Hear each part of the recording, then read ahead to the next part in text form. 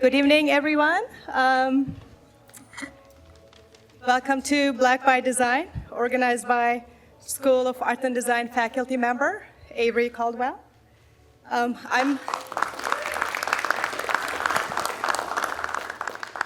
Arzu Oskal, Chair of Arts Alive SDSU, an initiative that supports art-centric research and project development, particularly those addressing issues of social justice. Before inviting Dr. Kishana Soldier to give the land acknowledgement, I'd like to share a recent experience.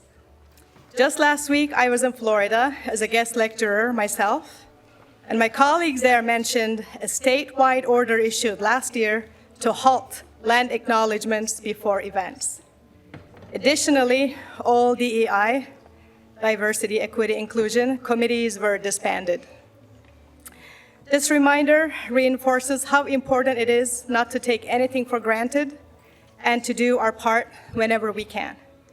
I want to extend my appreciation to Professor Caldwell for proposing this meaningful event and all our panelists being here tonight with us. Now I'll pass the stage to Dr. Soldier to deliver the land acknowledgement. Thank you.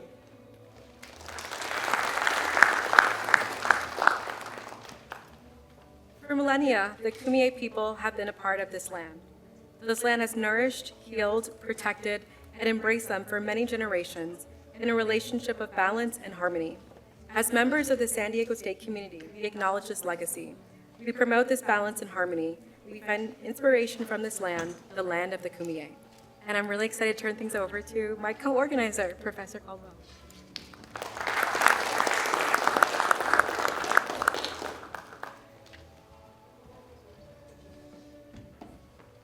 Thank you all for attending. I'll be very brief. We want to get on with our program, but I'd like to make some recognition now. We have some very special guests in the audience today. Our Dean of the School of Professional Studies and Fine Arts, Dr. Dean Janice McKay.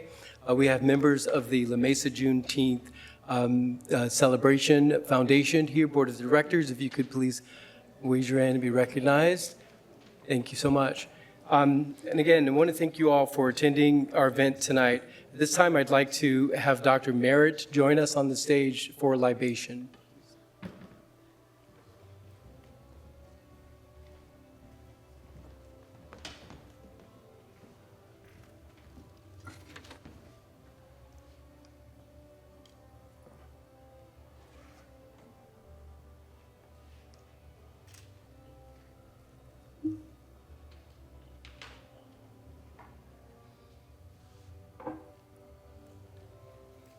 Pouring water, so I'm doing this very carefully. There's a laptop up here.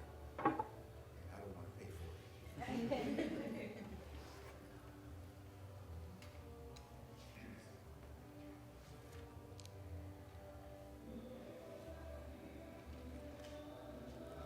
it. Fannie Lou Hamer, mother of the civil rights movement and an artist of living fully in the moment and in the present, despite facing affronts to her humanity that would make most people just give up. She said, "If I fall, I'll fall 5 feet 4 inches forward in the fight for freedom. I'm not backing off." She was just that, 5 feet 4 inches tall, unmitigated, unstoppable energy. For Augusta Savage, African-American sculptor and community program art director, who first gained fame during the Harlem Renaissance and who followed in the footsteps of Edmonia Lewis, sculptor and earlier sculptor of the 19th century of Black and Native American Chippewa descent. To quote ancestor Augusta Savage, who was a very modest woman, "I have created nothing beautiful, really lasting, but if I can inspire one of those youngsters to develop the talent I know they possess, then my monument will be their work." Finally, to quote a young artist, Jean-Michel Basquiat, "I don't listen to what art critics say. I don't know anybody who needs a critic to find out what art is." At an earlier point in his life, he said, "An artist was somebody who could draw, but my ideas have changed since then. Now, I see an artist as something a lot broader than that. He died at 27 in 1988, but not before he had created a collection of some 300 paintings, 1,500 drawings that still inspire young artists to this day. So it is my honor today to pour libation to these three and to all our ancestors, those that came before us and opened the doors of opportunity for us, who inspired us to follow in their footsteps and build upon the foundation that they laid down. The libation ceremony is a spiritual ceremony, linking us to our source of universal power, the Creator. It stabilizes us in the present, connecting us to the living past. It reminds us of the trials and the tribulations our ancestors met and overcame, such that we could be here today, challenging and overcoming the trials and tribulations of the present as we face the future, including the next 4 years. As we, this broad and diverse presenters of and witnesses to today's Black art, commentators, and we bearing witness to this libation, it is important to not only know the purpose of the libation ceremony to the ancestors, it is also important to add a deeper meaning to the ceremony when you contribute your nomo, the power of your voice, the African word ashe, which means, in this case, so be it. So as I go through the libation, I ask that you repeat ashe after me after I say it, and as I pour the water of libation. As I say, the purpose of the libation to our ancestors is to give remembrance, honor, respect, and love to those who have passed on and whose lives continue to be significant to the cause of Black creativity and to the higher global-wide consciousness. Water, essential to life. Pure water is poured and passed from one cup to another during the ceremony to symbolize the cycle of life and the sacrifices our ancestors made to impact our consciousness as we progress through life. Ashe. May we remember the Africana ancestor civil rights activists and artists whose work and lives may have inspired you, students here, in the work that you will present, discuss, and we will witness today. Ashe. We honor those ancestors by the pouring of pure water. Since water is essential to life, so too are our ancestors an essential part of our lives, who should be kept alive in our memory for their sacrifices and their contributions. Ashe. Finally, the pouring of water from one cup to another in the libation symbolizes the growth in life that we experience as we pass from one stage to another, and it symbolizes the renewal of our commitment to our nia, which means our purpose. Nia begins by striving to grow into and to always manifest the highest and the best in ourselves, such that our nia passes forward to the next generation. It's exemplified by what our ancestors passed to us. Ashe. May the source of universal power hear us. May our ancestors in the motherland hear us. Akiri Ashe. It is done. Ashe. I thank you. I'd like to turn our gathering over to our keynote speaker, Ugochi Iwaba.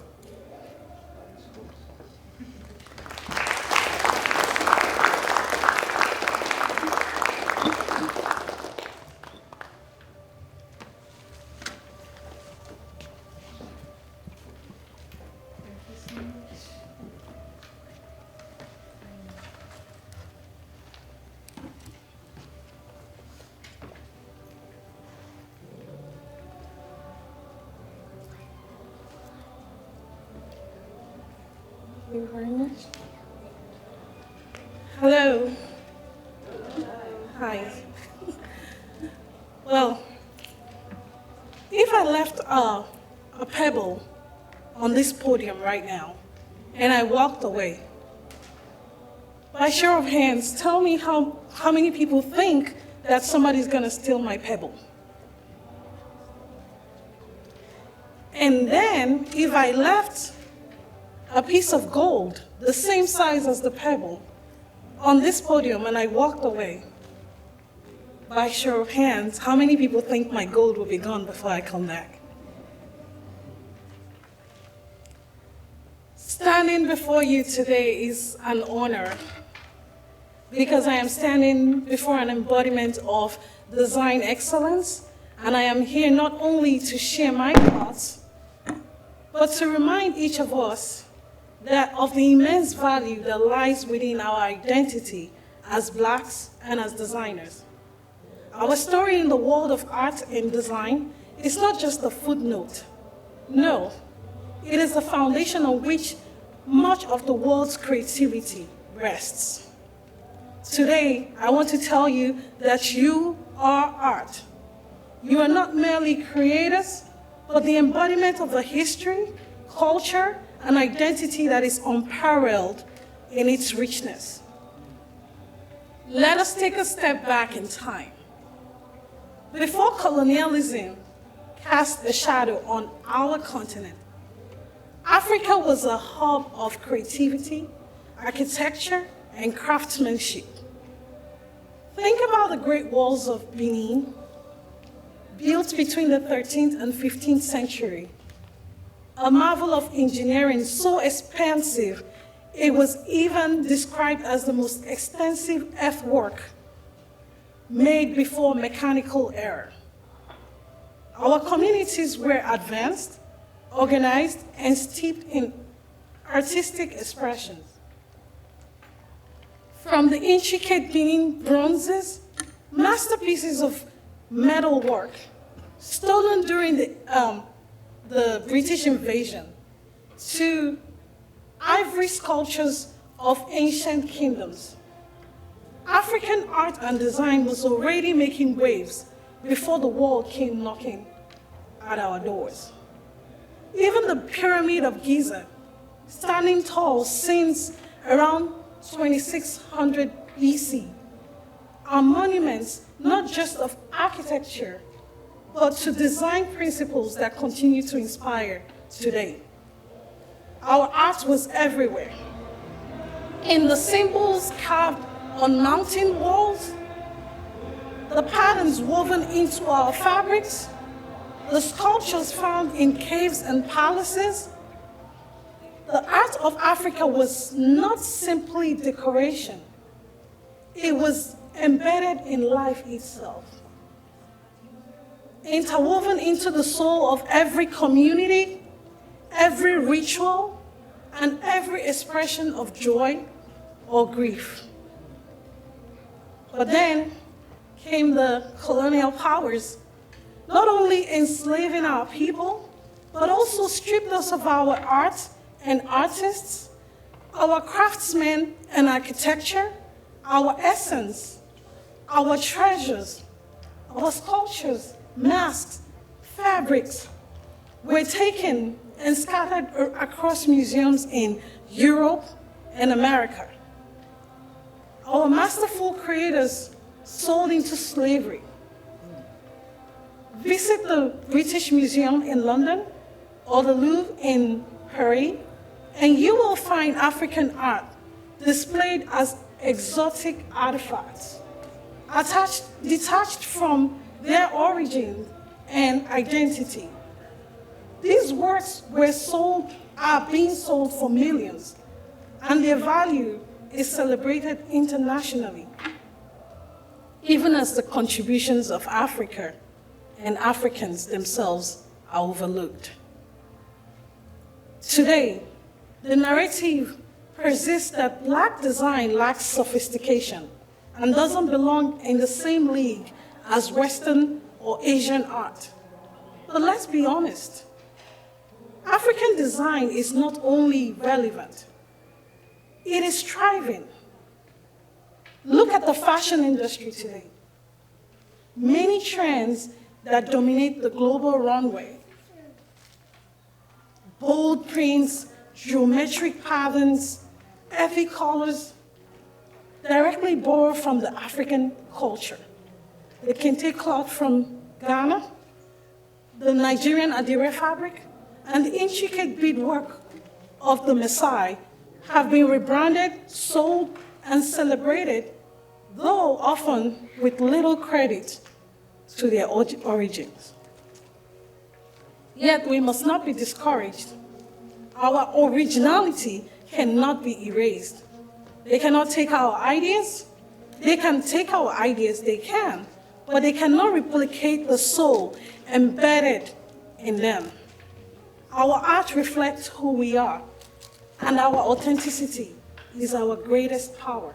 No one can take that away unless we give it up ourselves. And I stand here today to tell you, don't give it up. Don't shy away from your roots. If anything, double down on them. Because what makes you unique, what makes you African, Black, designer, is what makes your work invaluable. For those who do not know me, I am Ugochi Waber, an international fashion designer. As a designer, I know firsthand the importance of staying true to my heritage. In my work, I fuse African elements, patterns, colors, fabric, and craftsmanship with modern silhouettes, creating globally appealing and deeply personal designs. I don't dilute my culture to fit in. Instead, I bring my culture to the table and show the world that it belongs there.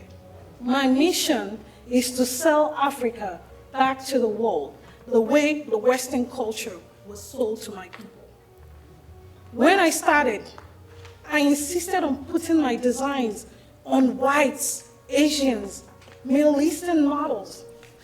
I got a lot of backlash for that because I was told my designs are African and we as our people, we should wear our clothes with pride. And that is true. That is true. But the only way we were convinced that the Western culture is better than the culture of Africa is being told to wear the African clothing because it's more sophisticated and to walk like Europeans. I will show you pictures that my grandfather showed me, how proud he was to be a clack, wearing the short knicker, the shorts, and the tie, feeling like an European. And the only way we can get back what was taken from us is to also convince the world that we are not just an addition to the design world. We are actually design.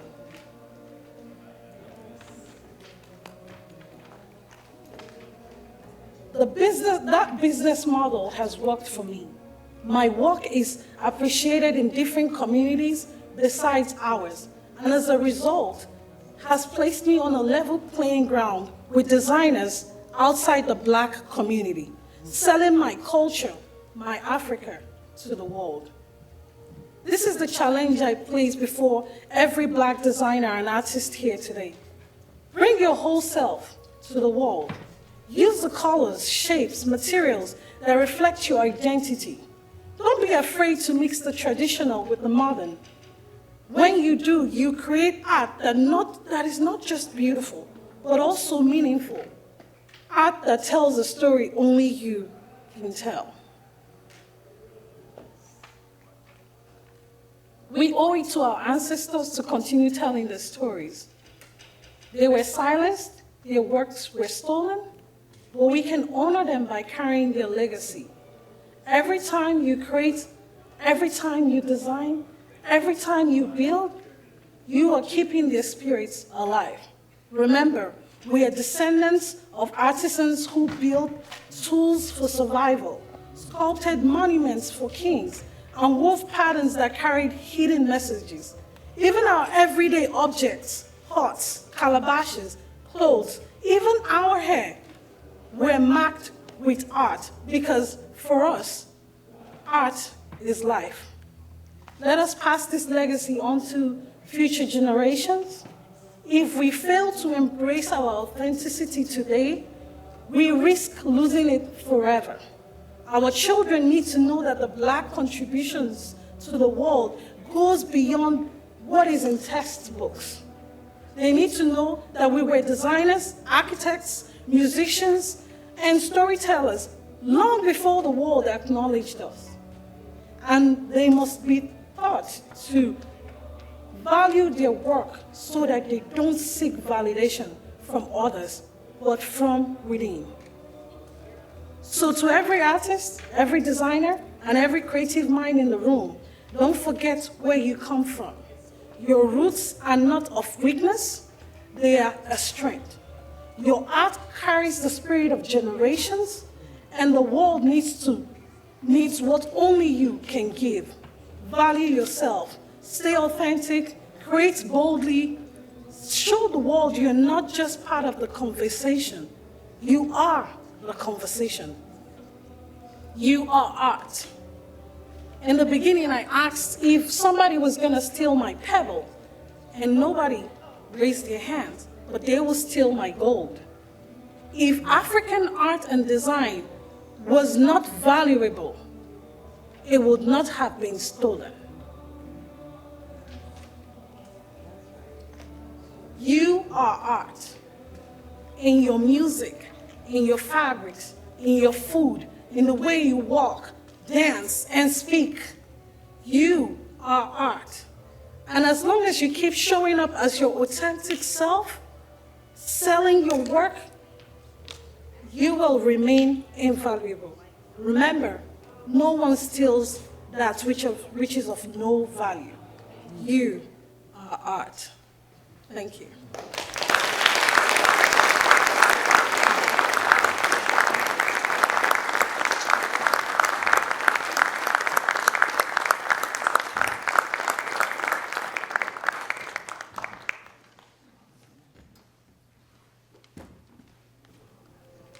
I have the distinguished honor of introducing our esteemed panelists. So we're going to go kind of in order before we start our discussion. And I'll start first with our keynote, Gucci Iwaba, who is a renowned fashion designer and event organizer based in San Diego.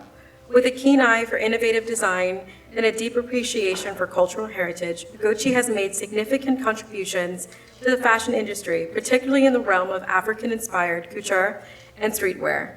She is known for organizing high-profile fashion events, including the acclaimed Runway 40 at the San Diego Art and Space Museum and the Met Gala.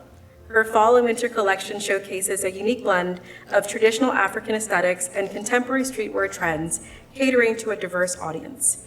Through her work, she aims to promote inclusivity, representation, and social justice in the fashion and design sectors.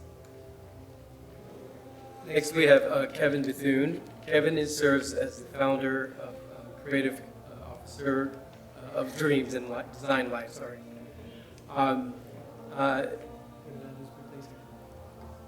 He delivers design, innovation, and services using a human-centered approach. His background spans engineering, business, and design, in equal proportion of over 25 years of in-depth product experiences at enterprises including Westinghouse Nuclear, Nike, BCG, positioning him to help brands deliver meaningful innovations to individuals' lives.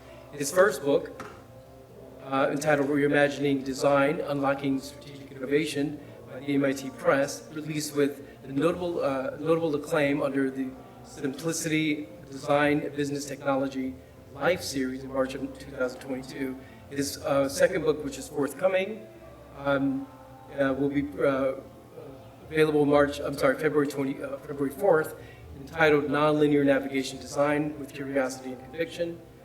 Kevin also serves as a board of trustee for the Art Center College of Design in Pasadena and is the board of director for the Design Management Institute. Next, we have Irvin Hines. He is an artist, designer, and creative director, and he's also the founder of Future is Color.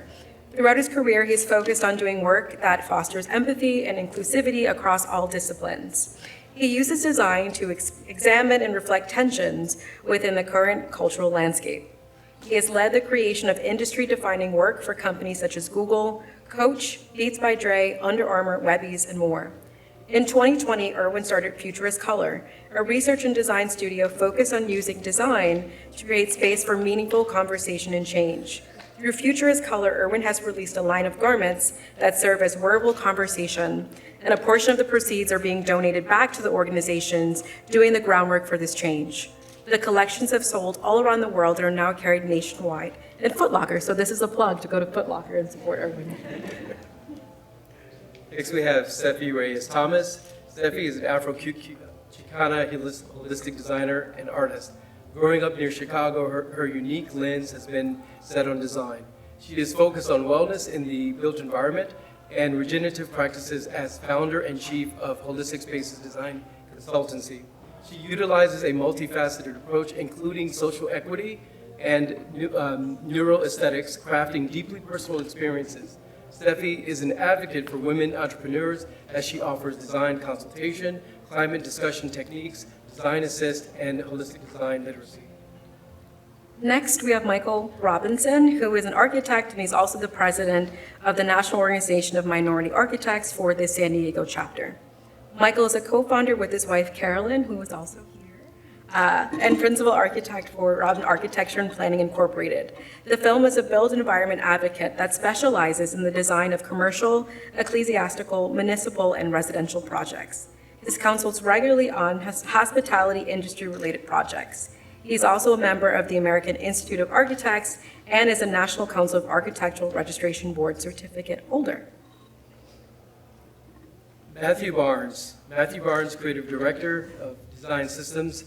Matthew is an award-winning multidisciplinary designer with a leading background spanning more than 2 decades across the agency, entrepreneurial, and in-house environments. His expertise lies in developing impactful brand strategies, scaling and cultivating talented teams, and crafting visual experiences across B2C and B2B sectors.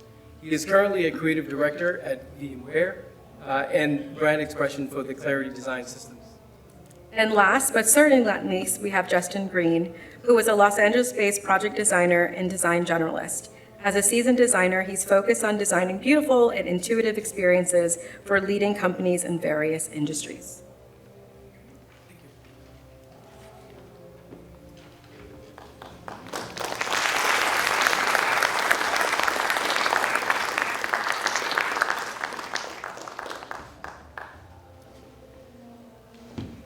Okay, so we have a series of questions here. Can you guys hear me? No, I don't think the microphone works. How's that? Is that better? Okay. So you've heard the accomplishments of our panelists here in various disciplines related to art and design and architecture, have had extensive careers, and we are fortunate to have them here today. The questions that we have for them span across the 4 themes. If you visited the website, you may be familiar with the themes that we will be discussing. The first theme will be Black design, heritage, and innovation. The second theme is representation and empowerment. The third theme is social justice and activism. And the last theme is future directions and possibilities. So you're going to hear some of their thoughts about these 4 themes, and we shall begin.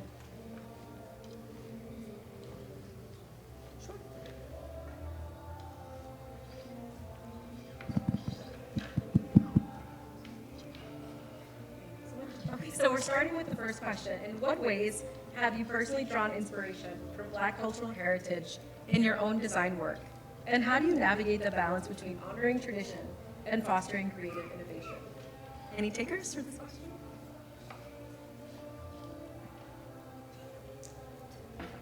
Nobody wants to break the ice. I'd be happy to. Can you hear me? Yeah. Okay. Whew. All right, so we sort of went over our bios really quickly, but I practice holistic interior architecture and design. And one of the ways Black culture in my childhood has affected my design work is, I remember sitting in the living room, practicing for choir for church with my family. Hey, thank you. Okay, recording, so. And I remember we had to sit a certain way so that we could all hear each other singing or listening to music. And when I design spaces now, especially conversational spaces, I design specifically for the social interactions of people within. And so I always go back to that warm, fuzzy feeling I would get when we would sit around the living room practicing for our church choir performances. And that's one of the ways that my culture and heritage that's deeply rooted in music affects how I design for clients.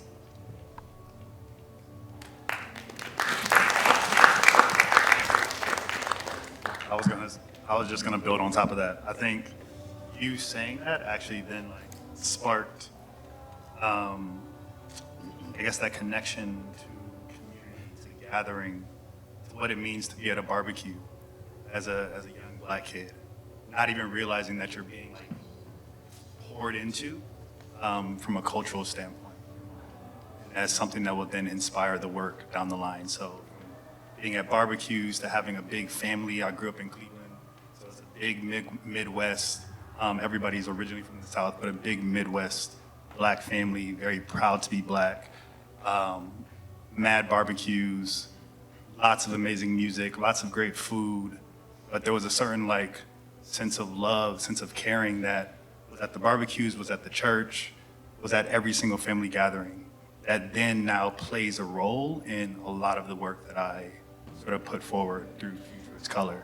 So with Futurist Color, we do clothing, yes, but then we also do a lot of community activations and events and experiences. And then we have a space in Barrio Logan that's an active third space where people can just come and gather. No need for people to buy anything. And I think a lot of that just comes from seeing how our families, my family, just open their home to other people within our family and other people within our community.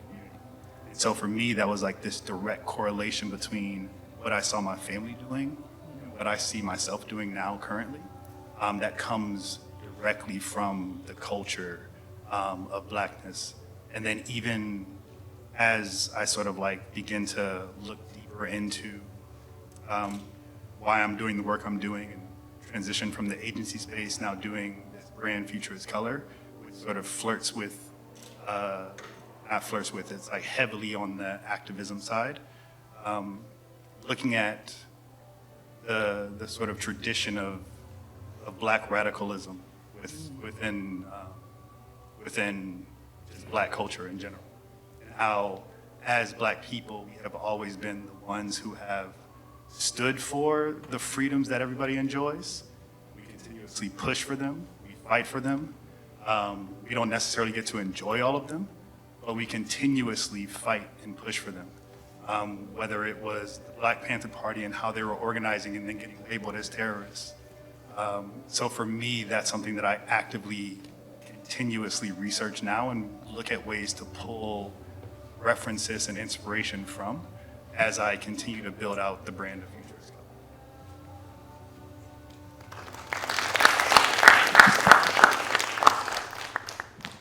That brings me back to some stories from my childhood as well. I also grew up in Missouri, small town, Boonville, Missouri to be precise, 6,959 people. I grew up before internet, so we were pretty much isolated. I grew up in the church, youngest of 7, and so our life was essentially religion, church, family, all of those aspects. It wasn't until mid-late 80s when hip-hop was really starting to go through that golden era. And you have Public Enemy, Tribe Called Quest, Native Tongues, all of that. I remember picking up the book, The Autobiography of Malcolm X, and reading that for the first time, and it just blew my mind. Right about that time, that's when Do the Right Thing dropped. So just seeing all this emergence of Black pride, the colors, the connecting tissue back to West African patterns and motifs, it really inspired me. So I grew up painting. I've always been an artist, and I always knew that I wanted to be in the area or the space of design, but I didn't know what that was in Missouri. But seeing, the expression of our culture, the pride, in music and art, it opened my eyes up to discovering what the Harlem Renaissance was. I mean, I was like late to understanding all of that.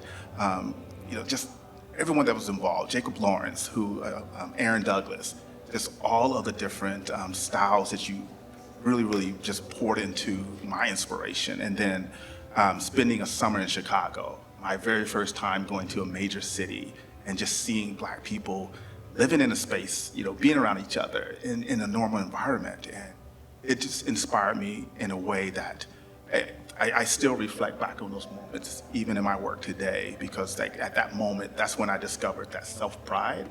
And I knew that I belong in this space, in this community, in this world. So that was like my pivotal moment. And that's how culture really inspired me. So.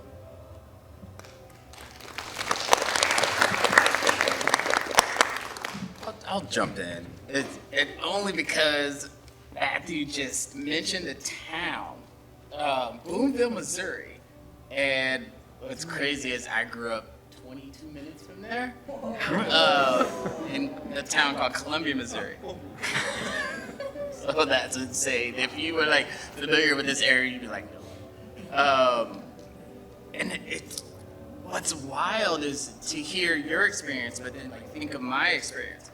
Obviously, I grew up in a Black family, and my experience, while it was like, we're proud to be Black, primarily when you got to the core of it, a lot of it was performative. And so when I think about my childhood and the inspirations I draw, of course it was from the music, of course it was in the culture, but it was still like on the surface. And so so for me, like when I was 13 years old, I knew I was gonna be a designer. That's where I went for like 8th grade career day. I went to a design shop. And so that was the path, that was the trajectory that I had chosen at such an early age, and I followed that, and it was really ingrained in like the art side of it, and it was like, okay, I don't make money doing this, so, oh, you become a designer. And so one thing that stood out is I look at like the span of my career, the places that I worked on, and some of the things that were always told to me was, your work has a feel and a style to it. But like that connecting tissue to me, so for so long was like, it just looks cool, not realizing like where all that is rooted in. It's rooted in the music that I listened to as a child. It's rooted in the streetwear culture. It's rooted in the beautiful topography of Helvetica that Virgil Abloh would slap on everything. And that's a culture. And that's that gold that is always like that part that is that thing that is stolen or wanted to be stolen, and figure out how to manipulate it, change it, and call it something else. And so it's wild though, because it's like, while my growing up experience wasn't deeply rooted, it was like, it's always there. Everyone else sees it. So it's about that part of like recognizing to myself of like, yeah, I see it too, it's there. Yeah, it's really interesting what this question brought out, and this connected issue that we are sharing, our connectedness, if you will, through our Black culture, Black history, and at the same time, we are still disconnected from our ancestry, our countries. But we growing up, because we keep hearing these stories about growing up, and we had culture that defined our childhood, and that also influence what we do as professionals, as educators as well. And it's that commonality, I think, that we have, and that we reach back to our culture and our ancestors to bring that forward. And so I'm seeing that sort of fabric, weaved in the conversations. It's refreshing to see that as well, too. So we'll move to the next question. Thank you. Looking to the future, how do you envision Black traditions evolving alongside emerging technologies such as AI and VR? Is there a risk of losing cultural nuance, or do these tools provide opportunities to amplify Black design? And I'm really thinking about Justin on this one also, some of his work, and Matthew as well too, in terms of what you do. Let's put you on the spot, Justin. Oh man. So I guess to answer that question, I guess I have to like share a bit more about like what it is I do. I love that it was like so generic, like my description. I was like, yeah, that's it. And it's so funny. Avery earlier today wrote me. He was like, I need more. I was like, oh man, like, whatever, right? Like asked my wife, like, yo, what do I add to this? So I'm one of those designers, and I love the term design generalist. The foundation of like me as a designer was art. And like I said, as a kid, I was like, okay, how do I make money doing this? And so it landed in visual design, so branding, illustration, all of that. So it's essentially like Marcom design. But that was also the time as designers, you had to do everything. You had to be the UI guy, you had to be the user experience guy, you had to be the brander, the illustrator, and then now go build it. And so that's where my foundation was, just like in the space of like, I do everything. And as technology advanced and we saw the introduction of devices and iPhones hit the scene, I was like, what is that? How do I learn it? Like, there's this new space, like, it's so much more. And so I fell into that. And so for the last 12 years, it's been heavily on the product design side. So the entire user experience of your favorite mobile apps or software, et cetera. So again, like I was never the designer that was like, I want to work in one domain. I'm going to work in social. I'm going to work in fintech. I'm going to work in SaaS products or what have you. Like I literally have touched all of it, everything from apparel to AI and Web3 and social and like being at Meta for some time and then being at Pinterest and being at like all these different places, whether they were large or small. And I think for me, it's been this interesting collective of like, what can I take from social and apply to a fintech environment? What can I take from a fintech environment and apply to a social justice platform? And it becomes this like encompassing like force of like, I can show you how to create spaces where everything is connected. And so I love that he like pointed at me on the AI and VR side. I'm a champion for AI when used. How to phrase it. I'm a champion for it when it's used in a way that makes sense for us as humans. And it's so funny because last night my wife and I watched the most ridiculous movie on AI where it like takes over this family, etc. But I think it's like, even from a creative perspective, right? Like you could go to any of the generative AI image platforms and I want a picture of a blue dog running through a forest, right? I can get that. As a designer though, there's more to it than just me getting this image. It creates storyboards for me. It creates ideas where then I can go, I could slap this on the thing or use this as a catalyst to just build beyond. And it's like, for me, it's like all that crap as a child, as an adult that's been in that head, I can see it now and visualize it and go, that's trash. Or like, hey, there's something there that I can then go further and beyond. So I think like from a Black design perspective, and even as a student, if I'm speaking to students, use it. It is a tool, and just like what they said about Photoshop in the early days, like that's gonna kill the industry of design. If you don't get on the train, you're gonna be like looking at the caboose because it is the literal future. And so it's like take heed and understand, again, like thinking about it in a responsible way and using it responsibly, because there's two sides to every tool, there's two sides to everything. And what side are you gonna be on? That's all.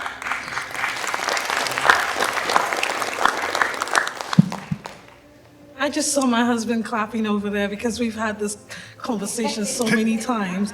And I personally I love AI, right? Don't get me wrong.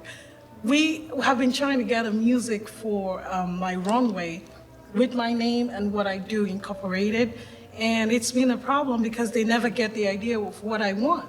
Now my husband has maybe 50 music for me, for my runway, and he created all of them on AI. But I have a problem with AI because I'm a true artist, right? And in a way, I just feel like the person I would have paid to do my music is being cheated out on, right? I see a lot of people generate AI designs, and they are beautiful, like it's out of this world, right? And somebody can make it because if you can see it, it's possible for it to be made. Now, how do we as artists look at AI with a clear conscience? I know what it can do for me, and I use it, but then again, I still think about artists who lose out in the opportunity to work with me, or my runway, or something. If we push everything to AI, who's gonna have a job? You know, and that's where my reservation comes from. He started putting in Igbo music into AI and telling AI to make Igbo music for us. And I have a problem with that because that's my language, that's my cultural language. Why are we putting it into AI? And I told him, stop doing that because this AI is gonna get smart and start doing this music better than the artists, right? Now it speaks a lot of gibberish, it doesn't really speak, it sounds like Igbo, but it's not. But over time, I know it's gonna get better. It's just that little reservation as an artist that I have that makes me wanna be like, yes, use it, use it, use it. But remember to also use the real humans.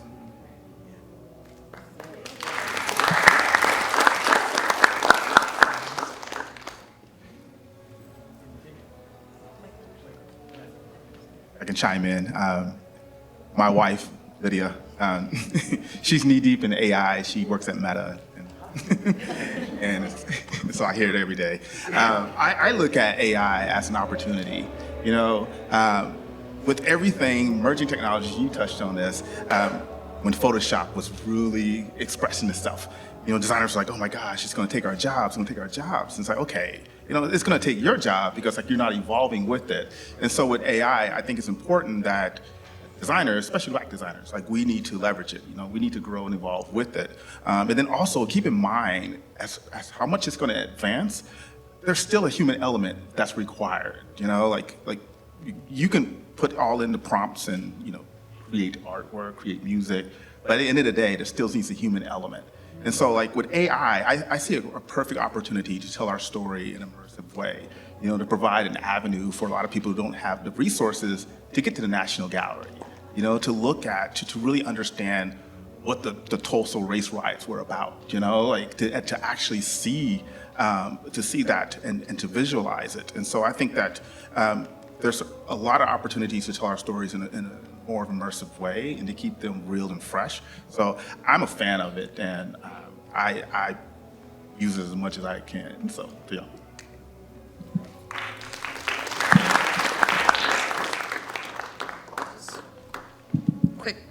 Quickly.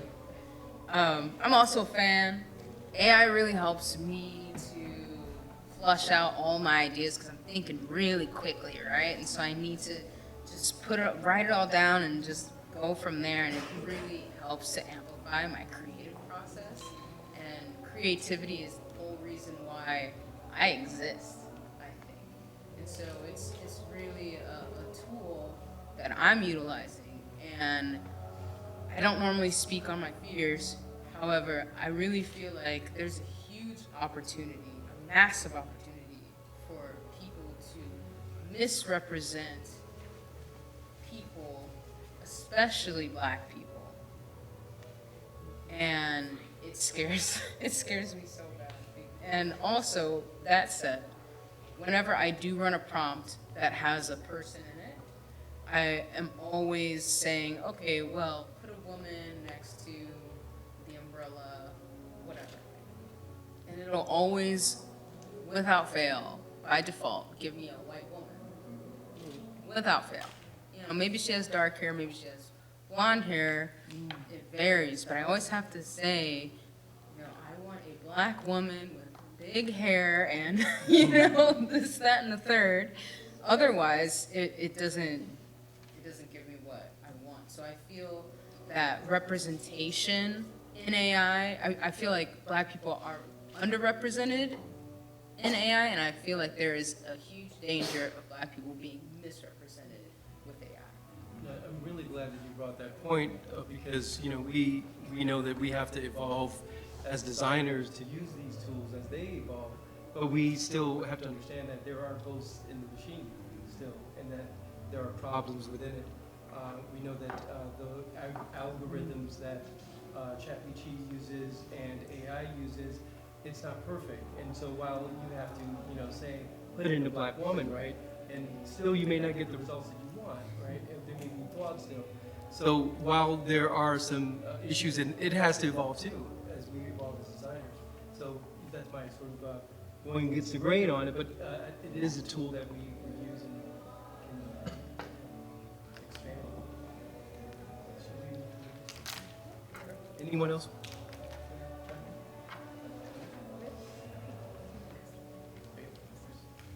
So building on that, our next question focuses on what barriers do Black designers face when they're trying to enter and thrive in design fields, and especially for the students who are here, what strategies can be implemented to foster more equitable access and visibility for underrepresented voices? I think that's a question that I can respond to.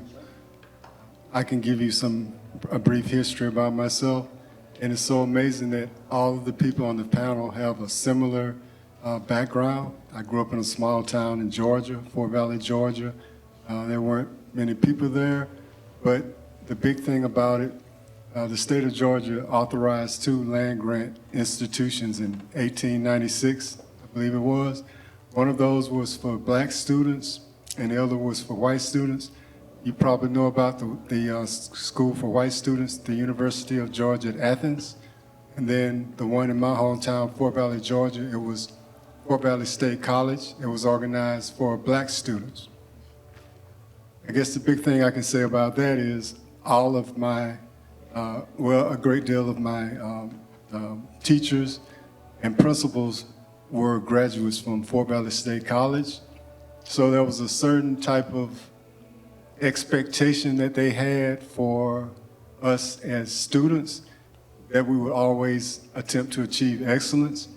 And that went across the board from elementary school throughout high school and on into college. There are many examples of individuals that I grew up with that are in very advanced positions or very powerful positions in this country, and they came from that small town. And there was a lot of opportunity there.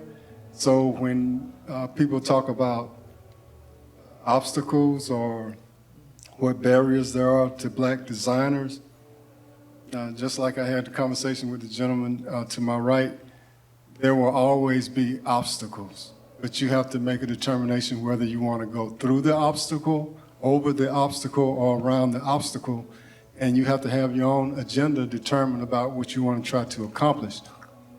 So for me, I think the big thing is the fact that we need more role models. When I was in middle school, I read an article in Black Enterprise about Black architecture firms in the United States, and I'd never heard that term before. And just so happened I went to Fort Valley State College. They just built a new library there, and I read the building plaque, and it mentioned McKissick and McKissick architects, and McKissick was featured in that article. So from that, I figured, well, maybe I could be an architect. So I was pretty good in math, science, and I love music, all things that are vital for a designer. I later found out, but it was just the fact that there was a role model there that I could look to and say that's a possibility for me. And to add to that, it did not come without challenges. When I graduated from Tennessee State University, one of the first positions I had was in a large white firm in Nashville, Tennessee, Gresham, Smith and Partners. That was the name of the architecture firm. And the first day that I went there, they took me into what's called the design section, where they were doing renderings, colorizing drawings, and making models. I was like, yeah, I want to work here. And they was like, no, we have a spot for you. So they took me around to another area near the stairwell, and they put me in a cubicle there, and they said, now start drawing these drawings. All I did was draw stair sections, bathroom details, that's not design. And matter of fact, one of the gentlemen asked me, "What do you want to do here?" I said, "Well, I want to be an architect."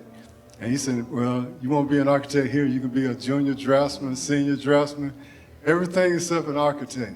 Well, that's an obstacle if I would have accepted it as that. But I knew what I wanted to become. So I found out from talking to other individuals like myself, some that I met at Tennessee State University, one in particular, L. Quincy Jackson. He was the first African-American Indian individual to get a license in the state of Oklahoma. And I had an opportunity to work for him in his office, and he shared a lot with me about what it would take for me to pass the architect's exam. So what I will say to those who would consider becoming designers, take a lot of hints from a lot of these people on this panel. They're very esteemed individuals. The big thing that I find common is the fact that they would not take no for an answer. They made a decision about what they wanted to become, and they aligned themselves with individuals that could help them to achieve that.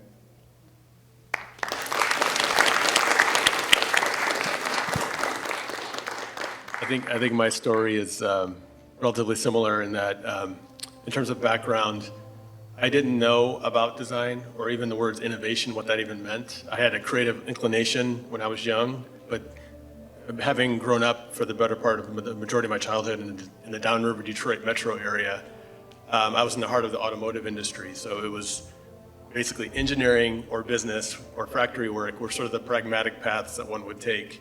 If you had the miracle of going to college, which was never a guarantee in that area, there had better been a pragmatic job waiting on the other side of that educational investment. So that was like the mindset, right, wrong, or indifferent. So I started my career in mechanical engineering in the nuclear space. It was a wide open door to cut my teeth on products. I cut my teeth in such a radically crazy world of nuclear, but very thankful for the product foundation that it gave me. And I just became very curious. Well, fast forward, curiosities for business sort of crept into the engineering work. I scratched that itch, ended up getting an MBA, and then I found myself at Nike Inc. So that creative inclination from my youth, I was now in an environment where Nike had the business, it had the tech, but it also had this newfound sort of environment for creativity that I was exposed to for the first time. And I just started asking questions, like, how could I learn about what these professional designers are doing? And from my engineering background, I could speak the language of 3D with my newfound creative friends. And some would, invite me to kind of, understand their world a little bit. But I also encountered, to your earlier point, around like the resistance of, you have these questions, but we don't see you doing this. Well, what do you mean? Not for you. You didn't start your career in this way, so I don't think it's in the cards for you. You should go do this other job. And again, it's, you sort of figure out like, there's something here to this itch that I'm feeling. And then I'm also looking outside of the walls of a company like a Nike, and I'm seeing this hyper diverse landscape, this hyper diverse and connected, beautiful tapestry of humanity across these, the global sort of landscape. And I'm looking within the walls, and I'm not seeing that mirroring of representation. And I'm just noticing in the day-to-day work, the cognitive disconnects, the cognitive dissonance of internal teams thinking they have the smart answer and not speaking authentically or with relevance to the consumer that they claim to be addressing. And you start to pull from that myself. I start to experiment. I start asking harder questions of how can I try despite the resistance? How can I show you that I can maybe do it? And I met a beautiful soul in my travels, just understanding the Nike environment. I met a man by the name of Dwayne Edwards, who you all should know. Dwayne Edwards goes by doctor now. He's the president of Penn Sol Lewis College in Detroit. But Penn Sol started as an experiment within Nike when Dwayne was the footwear design director of the Jordan brand. And I had the great privilege and fortune of meeting Dwayne for just a coffee chat. And he saw my creative consternation of just wanting to channel this unbridled creativity. And he said, well, why don't you meet me in the mornings? And I got a brief for you. I don't have enough designers for these briefs, but here, take this brief. We'll commiserate in the morning, so meet me here at 6 a.m. We'll commiserate. At 9 o'clock, I'll go do my day job and lead Nike Jordan design team. Kevin, go do your day job. And then at night, you do my stuff. And then show up the next morning. So over the better part of a year, under his mentorship, he allowed me to design 2 performance lifestyle shoes for the Jordan brand. They were top sellers for the seasons that they came out in the market. And you can imagine someone taking a little bit more time to want to get to know me and this creative hunger that I was trying to just understand. He gave me a runway to cultivate that, to experiment with it, to begin to understand what it can mean for me, what design can mean for me in my life. And that my lived experience, as everyone was mentioning from their stories, the lived experience of where I come from mattered. It mattered in that moment, and I've continued to just carry that torch everywhere I go to make sure that we're shining a light on different voices beyond the conventional pedagogy that's often more so celebrated than needs to be, and there's a full diversity of stories and approaches and ways of knowing that we need to celebrate more so in the field of design.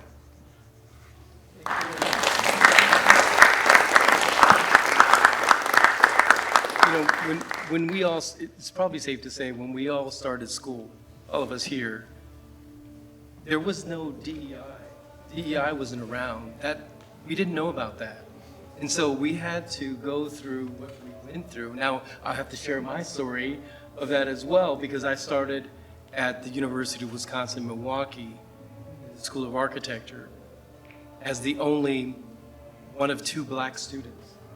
And the professor, first year freshman, the professor, we were in a studio space, was talking about designers, about figure ground relationships. And he's talking about black objects and the white objects in the fields, and look how the space, the white pure space around this black object, this evil object, and he's looking at the only 2 black students in the space, right? Okay? Needless to say, the following semester, I left that school, enrolled in SciArc in Santa Monica, and never looked back. But I think to Michael's point is that we all have these shared stories about how we overcame these obstacles, and we still face these obstacles today, not only as black individuals, but as designers who happen to be black and working in those spaces as well. And so to the students also, you have to, develop that grit, and you have to have that, keep that passion for it, so it moves you beyond that, right? Hey, Brad, I have to make this point. I feel so good. I felt so good when I saw that image and it said architect and then my name, because so many times people say, oh, you're the black architect. No, I'm an architect who happens to be black. There's the architect's exam there isn't an exam for a black architect. It's for an architect. That's what it says on the documents. So I always tell people, there's a proverb called chapter 18, verse 16, where your gifts will make a space for you. That's very, let me get the correct one, because I wanted to make sure to read it properly. Proverbs chapter 18, verse 16, a man's gift or a woman's gift maketh room for him or her and bringeth him or her before great people. And I believe in that strongly.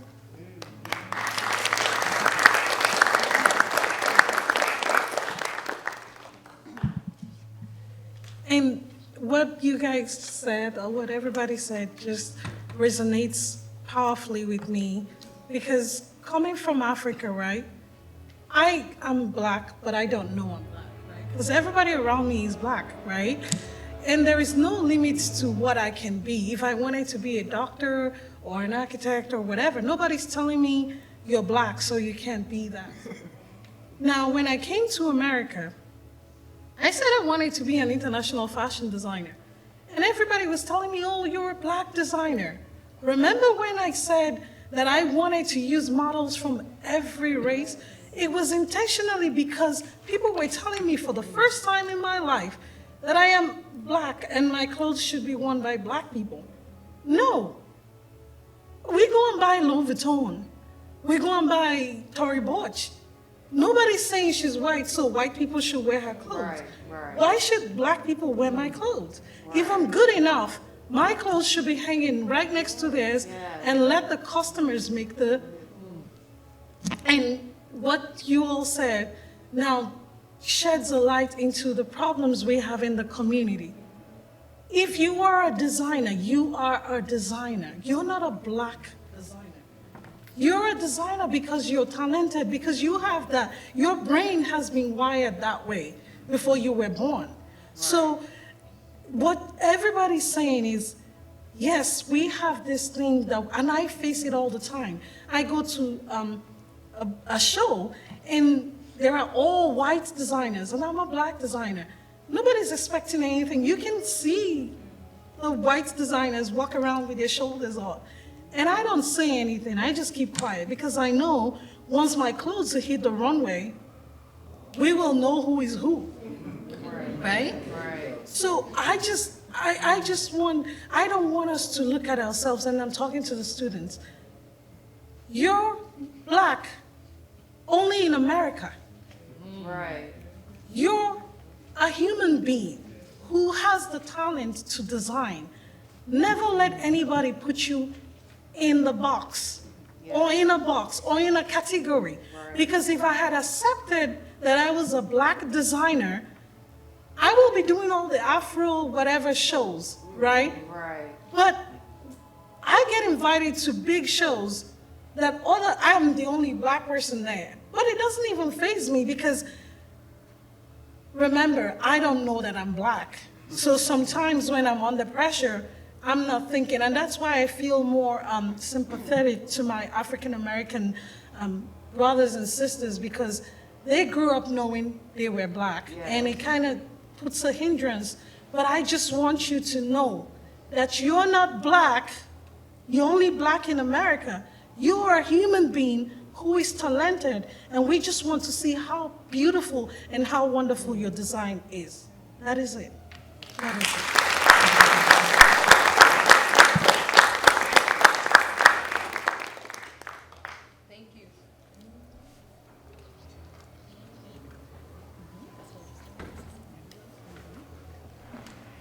Okay, we are actually on theme 2. We've been on theme 2 for the first question. So the next question on theme 2, which is the representation empowerment. How can we ensure that diversity initiatives within design don't become performative? I think we had mentioned about it being performative, so we'll have a good conversation about that, I'm sure. But instead lead to tangible, lasting empowerment and structural changes in the industry. Are you speaking about something like DEI or something like, are you talking about that? We're talking about so that it's not just window dressing, if you will, okay? That it makes just the black designers doing something that leads to policy change, right? We would probably be remiss if we didn't talk about recently election, right? But how can we as designers bring forth some of that? I think the big thing is one of the questions that you talked about when you're talking about AI and virtual reality. And one of the panelists spoke to the fact that these things are tools. See, the key is to master the tools. Once you master the tools, then, you know, now you're on an even playing field and you can operate within this game that we're playing, called the game of life. A lot of people think that everything is so rigid. You can't step outside of these boundaries, but when your skills are very well tuned and developed, then a lot of people will invite you to play the game with them because you understand how to utilize these tools. So as long as there is a situation where you can bring something to the table, that Martin Luther King spoke about that a lot, the fact that a lot of times we as blacks or African Americans will show up with our hands open, rather than coming to the table with something to offer, then you become a part of the mix. You know, you can discuss ideas, you can provide an opportunity for yourself to be implemented in what's happening. You won't be forgotten. A lot of people may be apprehensive about the election or whatever. I am not, because I understand how to utilize these tools. I understand that God is first. So as long as I understand that God is first, I can use these tools, and that means that I can be a part of the game, perpetually and on into the future, because I have something to offer. So that's what I would say to a student.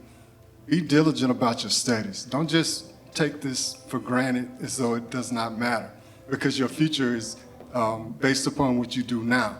So work diligently. Learn how to use these tools. AI, I'm glad the brothers spoke about that, because I was kind of apprehensive about AI. I don't want, like the sister said, I don't want my job to be taken away by AI, but hey, I need to be able to master AI.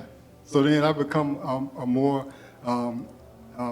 knowledgeable and involved participant in utilizing these tools so I can play the game better. And I don't want to take over the discussion, but I think that we need to understand that you need to be diligent about whatever you do, and you need to be able to utilize the tools in whatever profession or field you're in, art, science, technology, so that you can be a part of the master plan of what's going to be happening.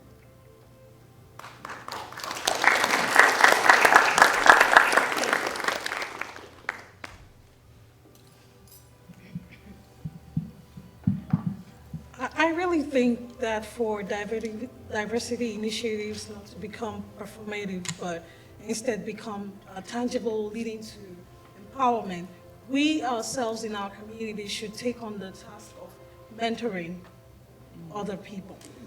We are asking other people to accept us. We are asking other people to, diversity and inclusion and all that stuff.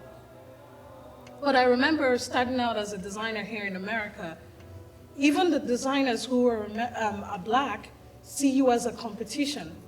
They are done, they are made, they are okay, they know the way, but they will not teach you. So we all go through the same problems of trying to find a way.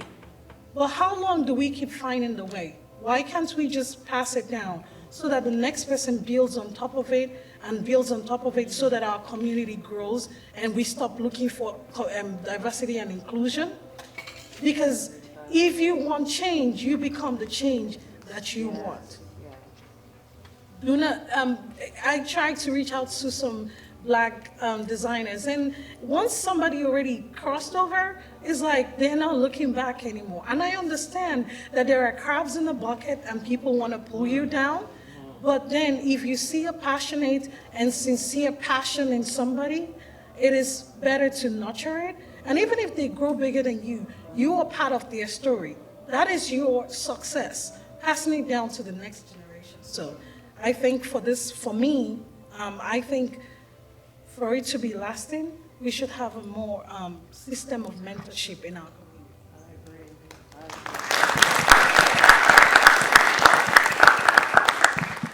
I just want to add that in addition to that unfortunate perception of us seeing a lot of performative behavior, for me, sponsorship is critical. So, there needs to be that cascading chain of mentorship, I totally agree. But also there needs to be some hard conversations of, how can we address the cognitive dissonance of internal teams not matching this beautiful tapestry that is the world. And I work in the space of innovation. I'm charged with unlocking, whether it's through myself, my teams, my client partners, we're charged with unlocking strategic innovation to drive business growth. So you hope as a least common denominator that folks want to do the right thing and be nurturing and inclusive, creating inclusive cultures and environments. You hope that that's table stakes. Not always the case, events from last week and beyond. But also, for me, it's a critical business imperative, because I want to be part of teams that can see around corners, that can anticipate needs and value criteria, understand all the different ways in terms of how we show up for humanity in very human, relevant, culturally respectful ways, ethical ways, and that it's not just about ushering another target customer through a market funnel to click to buy. It's got to be more than that. It's like, how do we craft new solutioning that shows up for people when and where they need us the most to be relevant, to make them the hero on their terms in their context. And don't forget, the planet is also a stakeholder. And we need to incorporate the sensitivity to, our world, or the betterment of our world in our problem solving. So it needs to be an innovation unlock for diversity to be deemed credible for me. Otherwise, it is, broaching into that performative territory, which has unfortunately been way too much of as of late.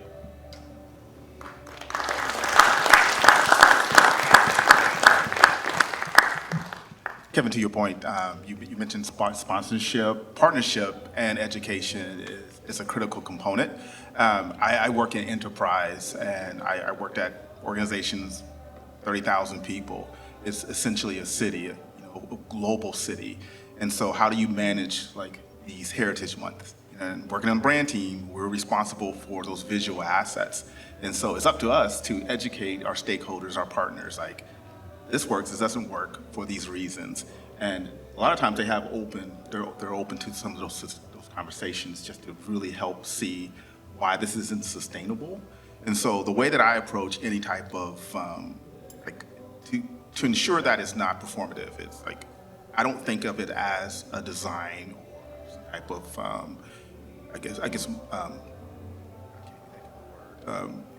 anyway, I essentially look at that type of design work as more, how do we build out a system that's sustainable, that covers across the board, that includes everyone, that's inclusive, all the things. And so sponsorship, partnership, education is essentially how I approach all that.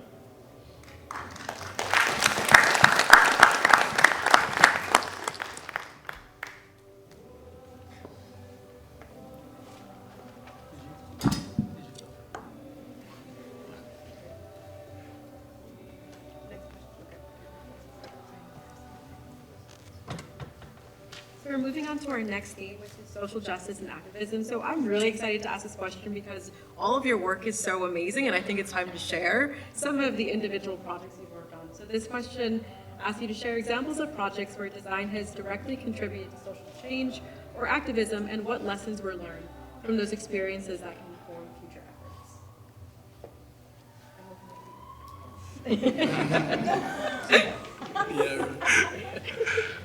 Actually, I think building off of what we were just talking about, the idea of, so coming from the agency space, I worked within the DE&I space within agencies, kind of became disillusioned because I began to realize in order to make deep and actionable change, you need education, but then you also have to sort of go against the grain of actual capitalism, because you have to then hire people and open up the door for people who might not have the skill sets and aren't trained in those skill sets, which then also means the businesses then need to reinvest into education further down the line, which oftentimes they won't do, at least within the agency space that I was in. So for my brand, Future is Color, a lot of the stuff that we do is utilizing our skill sets or utilizing the talents that I have that I gained from the agency space to then almost like buck the system, to push against the system and create new space and new opportunity for people who look like us. And so one mechanism that we do that with right now is something called studio sessions. And so studio sessions is an event series on the surface. We do jazz nights, we do all of these different experiences around the city, all mostly 100% for free. And it provides space or active space for people to gather within community. But deeper than that, it creates opportunity for sustainability for young Black and brown artists within San Diego. And so we utilize our audience that we have within Future is Color, that we gain from sort of like, again, utilizing our skill sets and our talents to get into something like Foot Locker, expand our network, expand our sort of like market share, expand our audience. We're now bringing that audience back to San Diego, back to the Black and brown kids in San Diego, and giving them that audience. And so over the course of the last 2 years, we've helped create sustainability for over like 5 or 6 different bands that contain like 10 different individuals. And then we help platform them going forward.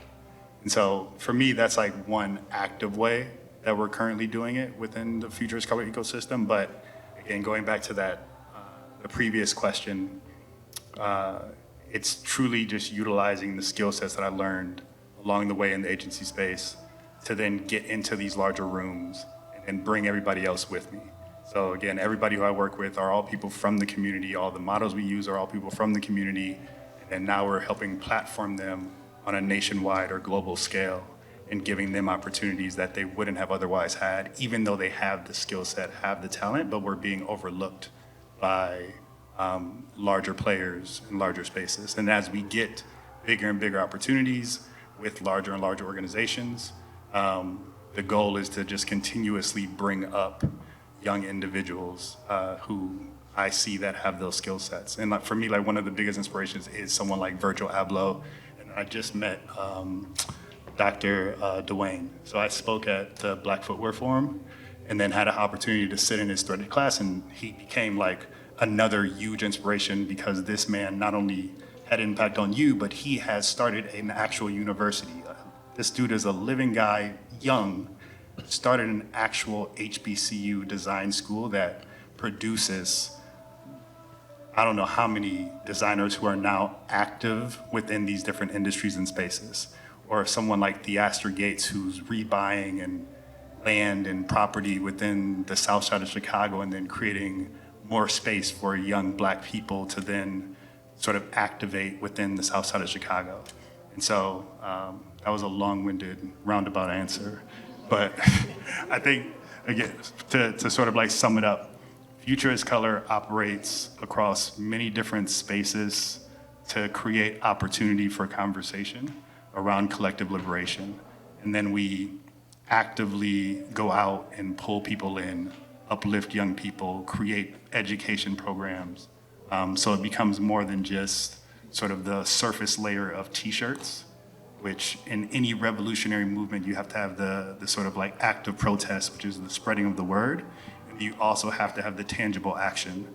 And so within the brand, there's like both of those lanes, t-shirts, active protests, spread the word, but we can't stop there. We actually then do a bunch of like community programs, work with different community activists or community organizers to then help fund them, help sustain them. So a lot of our money goes back into the community. So for me, it's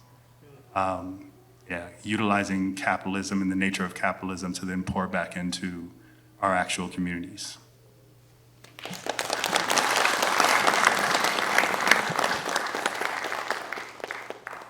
So for me, I'll tell you about a project that I worked on, but first I want to piggyback off what some of the other panelists have said about mentorship, and I forgot to mention that, but that's like really paramount to you being able to follow some of these professions, the fact that you have role models that kind of introduce you to these professions, and they remove some of the mystery about them, because, you know, for myself, architecture is not something that was discussed a great deal where I grew up, and it would have been a great help to me to meet someone that could kind of share something about it with me, and then once I got a chance to acquire some education, be able to work under someone that's actually doing this, because I noticed with a lot of the other ethnic groups, that's the way the knowledge is passed down, and it's not so much that way in the Black community. So I think that's very important.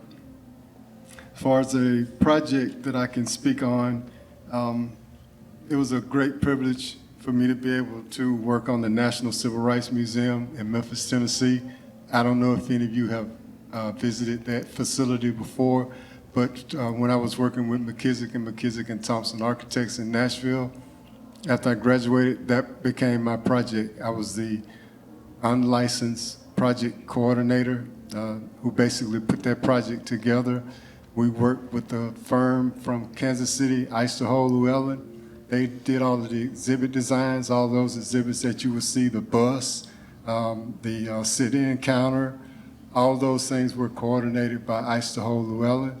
And McKissick and Thompson was responsible for the building. So we did the building envelope, all of the drawings, all the field verifications, It was just a great honor to be able to work on that project. And I took it very seriously when I was working on it because I grew up in Georgia, so I knew a great deal about Dr. King and his work. And I wanted to make sure that it was addressed properly and that we did an excellent project for the construction of that building. And from that, there was a great groundswell of, I guess, activism in the Memphis community that was spurred on by the development of that project. And the project, you know, has been seen around the world. And whenever I mention it to someone that I had a hand in that project, they're sometimes surprised and sometimes they're happy. I know for me it was just a great honor, and it's always good to do a project of that significance because it allows you to understand the significance of architecture and how it can affect the daily life of not just myself but of other citizens.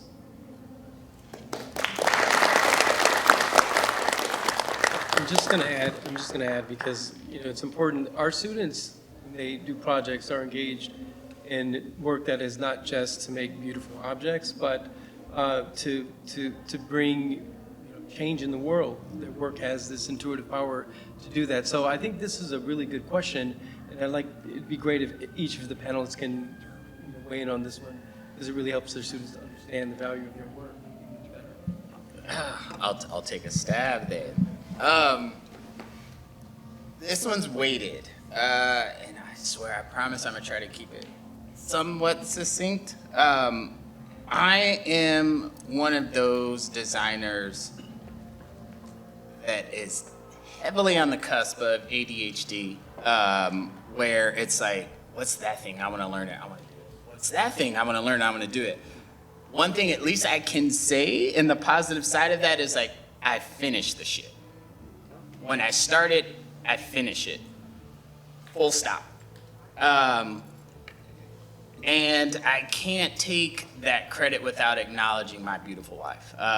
She is more than my spine. She's my arms, legs, and eyes, and a lot of time has to be my ears for when she's speaking to me as well. So, you know, that said, we push each other. And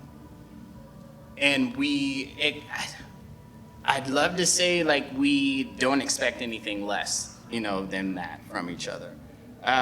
So if I look at examples of projects where design, you know, has contributed and looking at the social side of that and like what we've tried to put back into it. Our oldest daughter, which is 21 years old, and I'm actually like older than that,